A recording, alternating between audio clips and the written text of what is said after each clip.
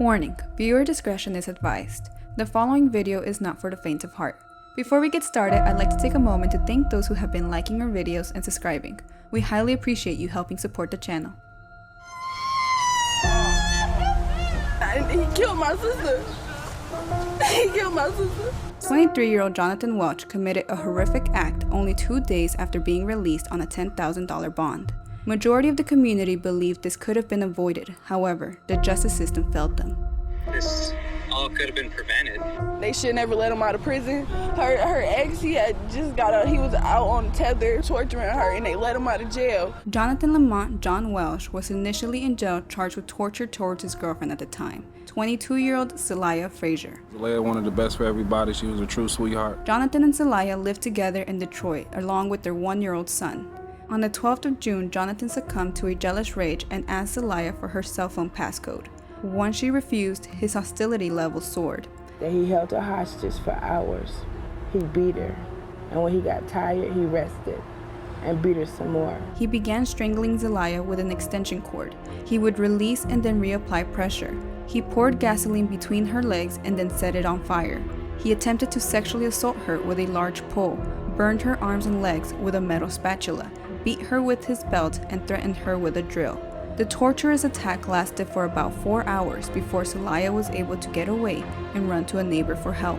My sister was fully naked when she ran out the house and ran to a nearby neighbor house to get help. How do you let somebody out that did that to somebody? How do you let them out? On the 8th of July, Flossie Nicole Bray, Jonathan's 42-year-old mother, got a bail bond and got her son out of jail. A couple days later, on Sunday, July 10th, at about 8:14 p.m., Jonathan allegedly went to his mother's home in Kenosha Street in Harper Woods.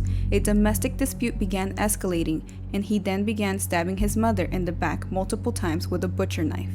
Police stated a call from 911 came from someone inside Flossie's home. The caller stated that someone in there is holding her hostage. She was trying to explain the situation, and then a lot of screaming started, and the phone disconnected, the dispatcher said. It is believed Jonathan then proceeded to murder Celia and his stepfather, 70-year-old Robert Bray Jr., using blunt force trauma.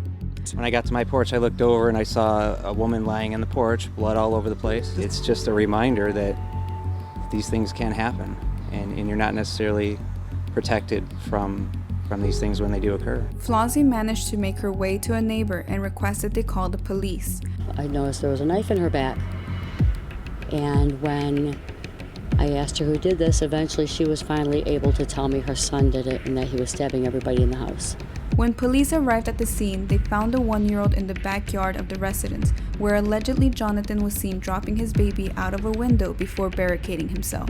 Police say as soon as the 1-year-old child was safely removed from the scene, Jonathan began shooting at officers several times and attempted yet another fire inside one of the rooms before finally deciding to step out through the front door. Fox 2 News obtained doorbell cam video showing Jonathan crawling out of the front door of the house to the front lawn. Police officials then arrested Jonathan, placing the 7-hour standoff to an end. Flossie, Jonathan's mother, passed away on July 16th due to the injuries sustained from the attack. On the 13th of July, Jonathan was charged with 3 counts of first-degree murder, 3 counts of assault with intent to murder, 1 count of second-degree arson, 7 counts of felonious assault, and 6 counts of felony firearm violations. Jonathan faces the possibility of life in prison and is set to appear in court. He was given a chance with bond at the time and took his freedom as an opportunity to finish the job and kill victim Frazier, said Harper Woods Deputy Chief Ted Stagger. This is the court's worst nightmare, worst possible scenario. I want women across the world to know that abuse is not love. Abuse is not love. If you found the video interesting, please hit that like button and/or subscribe if you haven't already. Thank you, and I hope you have a safe day.